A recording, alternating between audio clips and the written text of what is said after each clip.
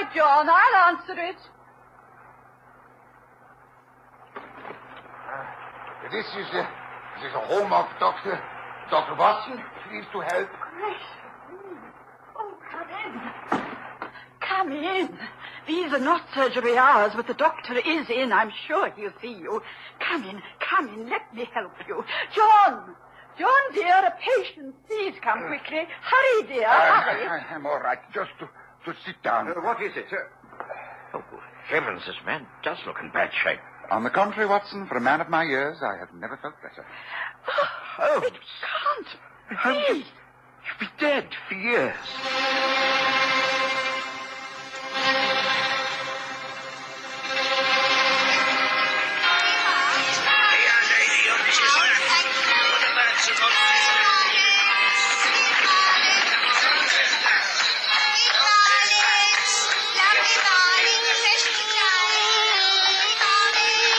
We present the stories of Sherlock Holmes.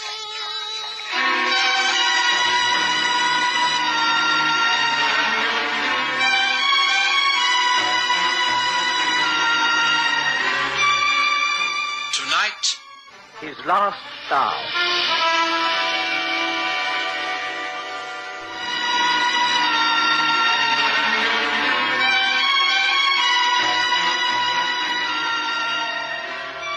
Had never been so stunned with surprise in all my life. My wife, Mary, practically fainted. We simply couldn't believe our eyes. Although Sherlock Holmes had never been far from my thoughts in the years that followed the tragedy at the Reichenbach Falls, I had come to accept the fact that he had perished, along with his arch-enemy, Professor Moriarty, in the dreadful swirling waters of that immense abyss.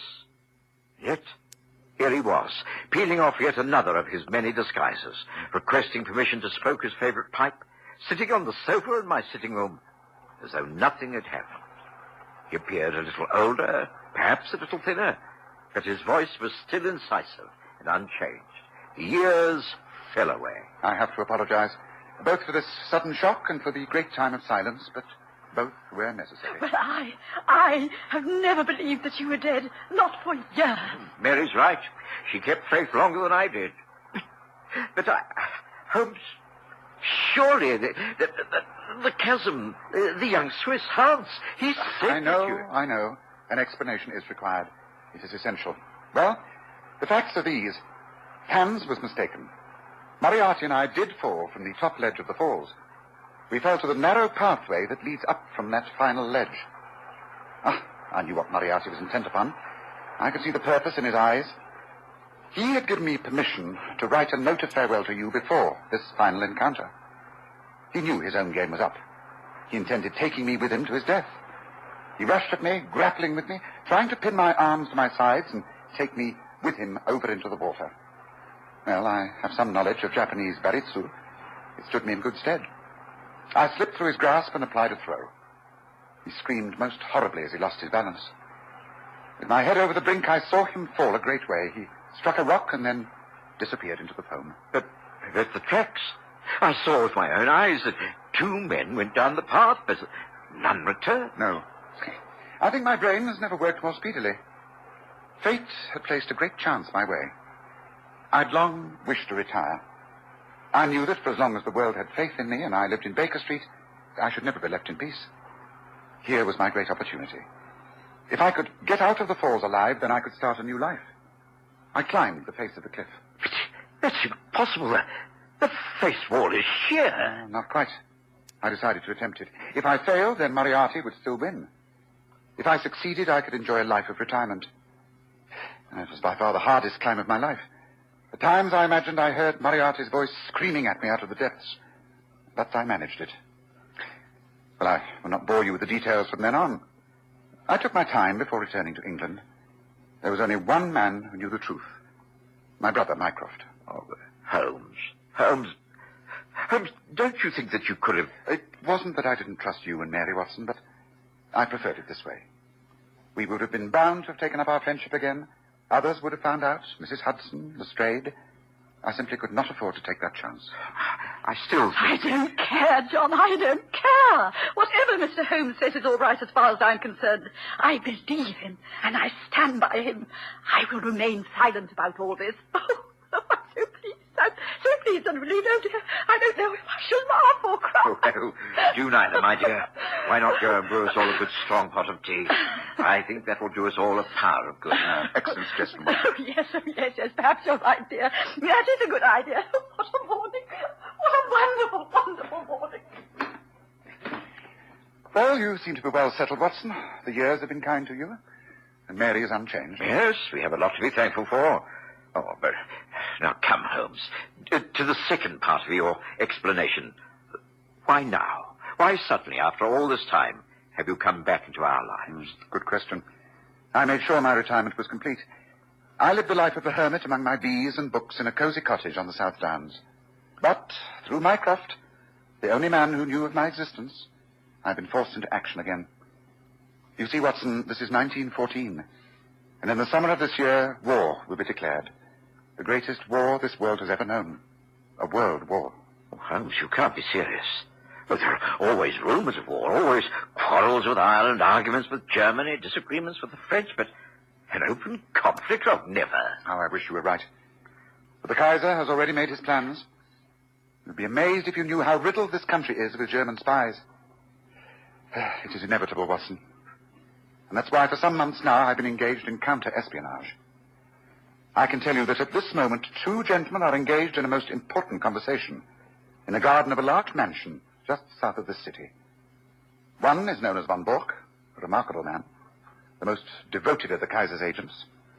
His companion is Baron von Herrling, the chief secretary of the German legation in this country. Now they are putting the finishing touches to a plan that is the culmination of von Bork's work over the years. So far as I can judge the trend of events, you should be back in Berlin within the week. You will be surprised at the welcome that awaits you. Oh, your work in this country is most highly thought of. Oh, the English are easy to deceive. I have achieved everything simply because I am a born sportsman. It is not a pose. I hunt with the English squires. I play polo. I match them at it every game. I box against the young army officers and sail against their best yachtsmen. What is the result? No one takes me seriously. Quite a decent fellow for a German, you know, old boy. And all the time in this quiet country house of yours lives the most astute Secret Service man in Europe. You are a genius, my dear von Bork. You flatter me, Baron, but I certainly make claims that my 4 years in this country have not been unproductive. I have never shown you my little store, have I? No. Would you mind stepping this way for a moment? Certainly. After you, Baron. Dankeschön. I must, of course, claim protection from the embassy for the important papers that I shall be taking with me. Oh, naturally. You have already been booked in the embassy entourage. There will be no difficulty for you or your baggage. Of course, it is just possible that none of us will have to go. England may leave France to her fate when we start to march. There's no binding treaty between them. There is a definite treaty with Belgium.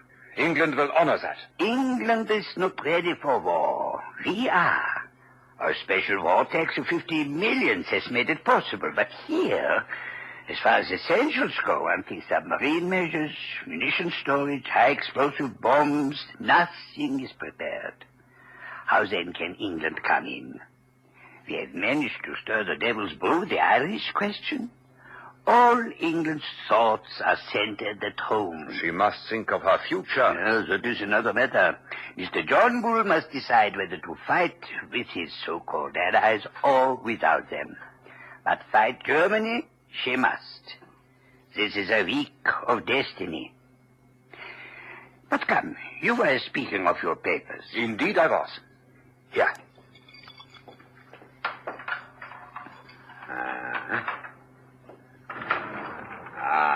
There. See, the safe is opened. And here, in neat files. See? Harbor defenses. Aeroplanes. Ireland. Egypt. All under their headings. Portsmouth forts. The Channel. Each file is filled with papers and plans. Brilliant. Oh, not bad for the hard-drinking, hard-riding country squire. But the gem of my collection has yet to come. It will go here under naval signals. But you already have a good dossier here. Oh, out of date and a waste of paper. Somehow the Admiralty got an alarm and the code has been changed. It was a blow to me. But thanks to my checkbook and the good man Altamont, all will be well tonight. Oh, a pity that I cannot wait. You can imagine that things are in an upheaval at the embassy. We must all be at our posts from now on. I had hoped to bring news of your great coup. Did Altamont name no hour? Here, read his telegram. Will come without fail tonight and bring new sparking plugs. Altamont. The sparking plugs? He poses as a motor expert, and I keep a full garage. In code, everything likely to come up is named after a spare part. If he talks of a radiator, it is a battleship. Oh. Of an oil pump, it is a cruiser, and so on. Sparking plugs are naval signals. I see. This was sent from Portsmouth at midday? Oh, by the way, what do you give him? In this case, £500. Greedy rogue. They are useful, these traitors, but I begrudge them their blood money. I grudge Altamont nothing. He has never let me down. I know him well. I assure you, he is not a traitor. He is a very bitter Irish-American who is filled with intense hatred towards this country. Ah, Irish-American. With full Aryan blood on his mother's side. Must you really go? He should be here at any moment. I regret. I can wait no longer. Then we place these things away, and I will see you off. Thank you. Good. Come. I will walk to the gates with you to say goodbye. I shall call upon you tomorrow with the new, sparking plugs. Rest assured, we shall not fail, Baron. Oh, come in. Yes, Annie, what is it? Have they come? Lights of a car coming up the drive, sir. Must be Mr. Altamont, as you expected. Good, good. Then I go to welcome him. Thank you, Annie.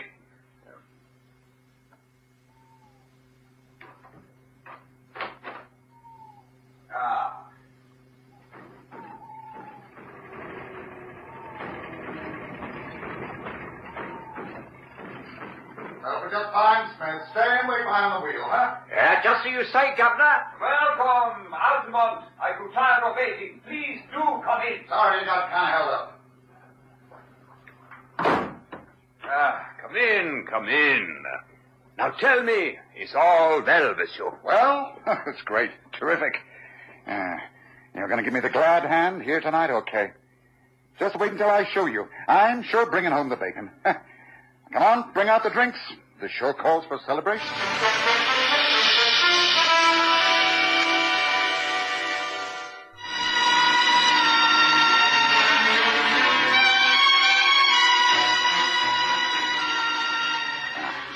Here's Mutton, you all right? Good health. And the signals?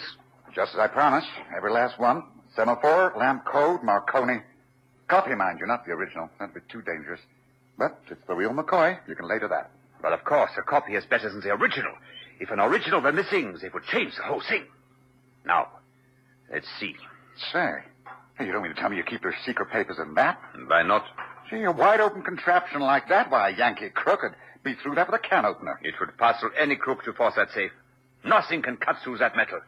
It has a double combination lock. You need a word spelled out first and then a set of figures. In this case, it is August, August, and then 1914, August 1914.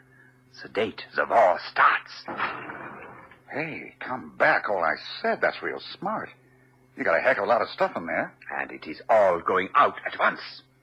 I am what you would say, shutting up shop tomorrow. Oh, I guess that goes for me, too. I'm not staying here on my lonesome. I'd rather watch the fun from the other side of the big pond. But you are an American Don't make citizen. no difference. Cuts no ice with a British copper. What about Jack James? He's an American citizen. They got him. He's doing time in Portland, ain't he? Incidentally, talking to James, it seems to me you don't do much to cover your men. What do you mean by that? Well, he was his employer, not so? It's up to you to see these guys don't fall down. And when they do fall, do you pick them up? It was James' own fault. He was too self-willed at his job. He was boneheaded, I'll give you that. But then there was Hollis. The man was mad. Bit woozy toward the end, I grant you, but he was proper bugged. And now there's Steiner. Steiner? What about Steiner? I got him last night. He and his papers are all in Portsmouth jail. You go off to Germany, and that poor turf will have to stand the racket, and lucky if he gets off with his life. How could they have got to Steiner? This is the worst blow yet. Well, you nearly had a worse one. For I guess they're not too far off me. You don't mean that. Sure do. My landlady down Fratton Way had some inquiries made. When I heard that, I guessed it was time for me to hustle. Oh, don't ask me how it's worked. I don't want to know. I know Steiner's the 5th man you've lost since I signed on with you. I don't aim to be the 6th. Ain't you ashamed to see your men go down like this? How dare you speak to me I like this? Tell you the facts, I wouldn't be working for you now, would I? Oh, here's something even more straight. I've heard tell that you Germans ain't sorry to see an agent put away once his work is done. How dare you suggest I give away my own agents? Well, there's a stool pigeon somewhere. It's up to you to find out where it is. I ain't taking no more chances. It's me for Holland, and a ship from Rotterdam to little old New York. No other ship in line will be safe in a week's time. So, here's my last assignment. Now what about the dough? The what? The boodle, the reward, the £500. Oh, you don't seem to have a very high opinion of my honor. You want the money before you give up that book you've wrapped up. That's about it. It's all here in the book. After all, this is a business proposition. All right. Have it your own way. I will write you a check.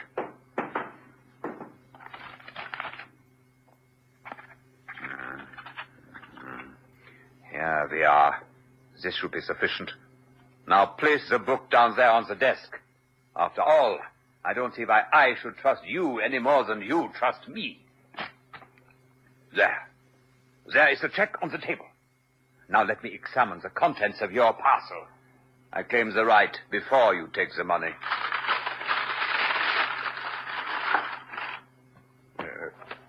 What kind of joke is this? This is the Practical Handbook of Bee Culture. Altamont, what kind... Gently now. Gently. Let the chloroform do its work. That's it. That's it. Another glass, Watson? Or should I say Smith? Don't mind if I do, Governor. You know, Holmes, I think this is the first time I've given an impersonation for you. Well, let's hope it'll be the last. There he is, poor fellow, flat out on his own sofa while we enjoy wine from Franz Joseph's special cellar at the Schönbrunn, Paris. Oh, do open the window, Watson. The chloroform vapor does not help the palate. And while you're doing so, please touch the bell. Oh, very well, Holmes. There's little need to hurry, Watson. Just help me pile all this material from Von Bork's safe into this handy valise. There's no one in the house but the faithful old Annie. You ran, sir. Yes, Annie. You'll be pleased to hear that all is well. Oh, I'm so pleased, sir. Oh, dear. He does look bad, don't he? Simply out cold for a short while, Annie. Nothing serious. Oh, he was quite a kind master, sir, within his rights, of course. He actually said he would pay for my passage to Germany. Can you imagine me living out there with all them Huns? It would hardly be suitable, would it, sir? Hardly. Thank you for your help. Now, would you be kind enough to take all these things and place them into my car? Also, telephone to my brother Mycroft and report that all is going exactly as planned. Very good, sir. It'll be a pleasure, sir. Are you sure you can handle his nibs? I think so, Annie. I think so. But that will be all. Thank you. Thank you, sir. Well, Holmes, so far so good. You must have been impersonating this American Altamont for some time to have ingratiated yourself so deeply in the favor of Von Bork. It's taken nearly 2 years and entailed actually living in America. But now I can return to my books and my bees. Here is my magnum opus, my book on bees. I intend to write a second volume, Observations on the Segregation of the Queen. Have you never missed the old life, the catching of ordinary, everyday criminals? Not really. The passing of Moriarty, I rather lost interest. It was only when the Prime Minister himself appealed to me, through Mycroft, to enter the game again and tackle this gentleman Von Bork, that I felt any enthusiasm. Von Bork is a superb spy. He matched the English in everything. That's why I assumed the role of an Irish-American and was persuaded to join his team. Since then, I've managed to make most of his plans go subtly wrong, and I've placed 5 of his top men in prison. I heard that. I heard what you said, Altamont. Good. Because you, Herr von Bork, will be the 6th bird in the cage. I shall get level with you, Altamont. If it takes me all my life, I shall get level with you. That was the favorite remark of the late, but far from lamented, Professor Moriarty. Colonel Sebastian Moran was also known to have muttered it. Damn you, Altamont, for a double-dyed traitor. I am no traitor. Neither am I Altamont. Surely my speech now shows you that I am not an American. Altamont of Chicago had no existence, in fact. I used him and he is gone. Then, who are you? It's really immaterial to you, Herr von Bork. But I've had dealings with you and your kind. It was I who brought about the separation of Irene Adler and the late King of Bohemia. I also saved from murder Count von Grafenstein, your mother's elder brother. It was I... There is only one man. You are Sherlock Holmes. But they told me you died years ago. The High Command... It never does to believe the High Command. Now, if you'll be so kind, we shall take you to the car and then to Scotland Yard. You are not the police. You have no right under British law to threaten me and abduct me. You are kidnapping a German citizen and stealing his private papers. They will reject you. I will take that chance. Now, come. Watson, take the papers. Von Bork, come. No point in resisting now. This is the end. No. Stay where you are. The almighty Sherlock Holmes. You chloroformed me, dragged me down here, and forgot to even see if I was armed. The revolver, my German service revolver, left in my inner pocket. Well, this is the end.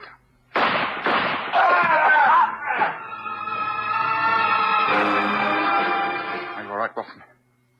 Yes. Yes, I think so. I'm not used to these high histrionics, Holmes. Neither am I, but I had to make him think he was winning. I had to make him think that I was stupid enough not to check the revolver and replace the bullets with blanks. Yes, the only way I could let him escape with confidence. Ah, listen, there he goes. That's his car, not mine. Mine has a special geared-up engine, racing quality. Now, come on, Watson. This is the last time. My final bow. Now, let's get after him. He's the only one who can involve the Baron and lead us to the rest of the conspiracy. Holmes took the wheel of the motor car, and as we raced up the country lanes and out into the well-made roads, I pondered yet again on this strange twist to the autumn of our lives. Gone were the hansom cabs. Taxis were now replacing them. There were even motor buses, and the horse bus was fast disappearing. The Underground Railway tunneled its way under our very feet. What lay ahead? The hideous cruelty of a modern war with trenches and shelling, bayonet fighting, and even war in the air. It seemed that a curse of the Almighty hung heavy over a degenerate world, and there was a feeling of doom in the sultry and stagnant air. Holmes dragged me back to earth. There, look ahead. That's where Von Bork has left the car. He's rushed into the building. The lights are on. That means they can suspect nothing. Come, Watson. And careful now. The net closes for the last time. Careful. You are sure this is the truth, Von Bork? I am sure. Baron von Herling will vouchsafe for every word. Of course. We are lucky to have discovered the truth in good time. And we are assured that this Sherlock Holmes and his colleague are dead. I shot them myself. But we must act swiftly. We must cancel all previous plans. Our information is false. If we act upon it... If we act upon it, the German war machine will start at a tremendous disadvantage. Herr Conrad, you must know as leader of the espionage unit in this country that Von Bork would never go to these lengths unless it were true. We must act now. I agree. The whole of our network is in jeopardy. I therefore disband this organization. You will all go your own ways, making for the fatherland with as much information as you can take. Stop getting that! If you wish to fight them, fight them! Well, Watson, my true friend, let us stand here on the terrace for a few minutes. This may be the last quiet talk we shall ever have. I know. It saddens me, Holmes. I remember so much of the past. How many cases, the rooms at 221B Baker Street. Dear Mrs. Hudson and those precious breakfasts. Best meals of the day. The pipes we smoked before the fire, the fogs, the endless journeys in hansom cabs, the arguments with Lestrade, the agony columns in the newspapers. Oh, dear. Is it really over? Yes, it's over. The whole era is over. But we've ended it effectively as far as you and I are concerned.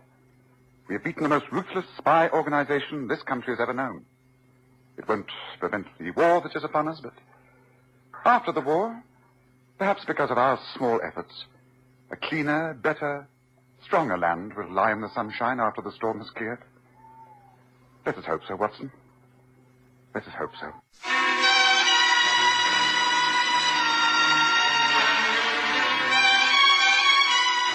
For 5 years, Graham Armitage has played Sherlock Holmes, and Kerry Jordan has taken the part of Dr. Watson. And the series was written and produced by Dennis Folbig.